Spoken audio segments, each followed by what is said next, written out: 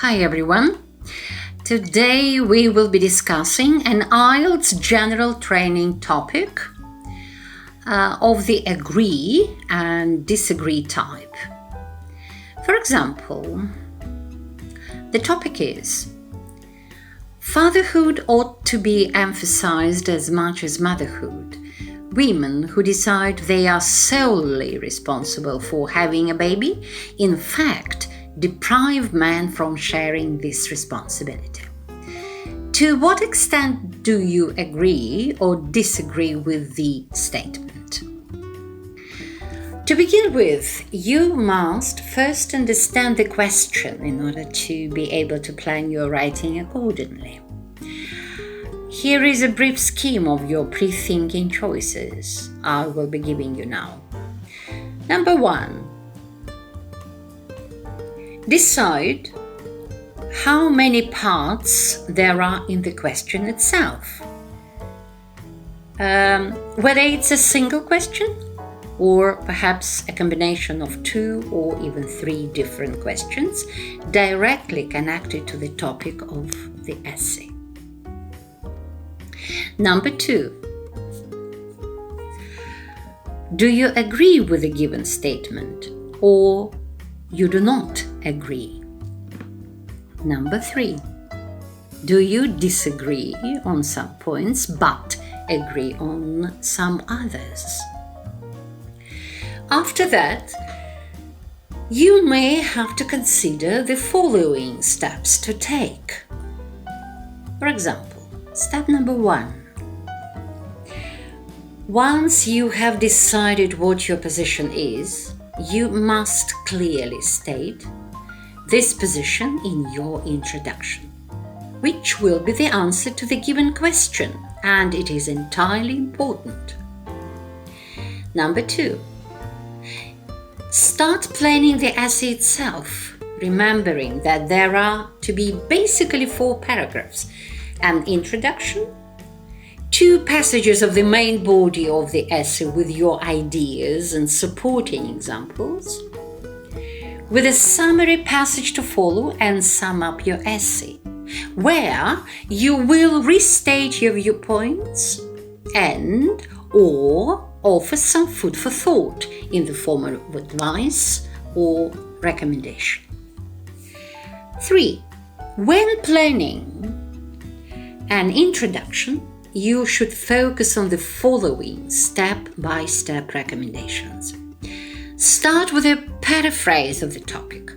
Remember not to repeat the question itself, but rather rephrase it with different words.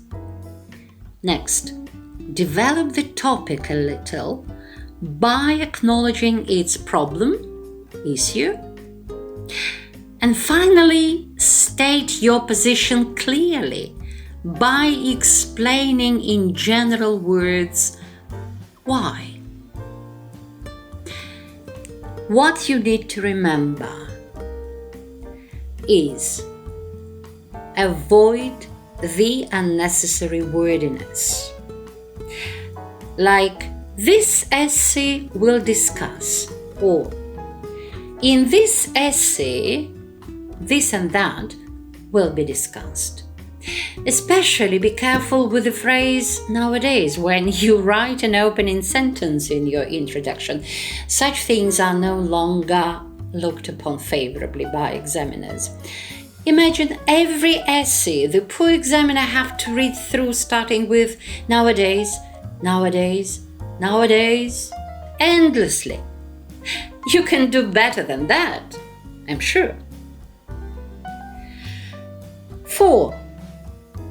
Think of the supporting examples to your main paragraphs where you will present your viewpoints. If there are too many ideas, just write them down in a few keywords and then choose the most important ones to include into your writing. For example, if you choose to agree with a topic statement, think of the 2 most significant ideas, why, and find supporting examples to back them up.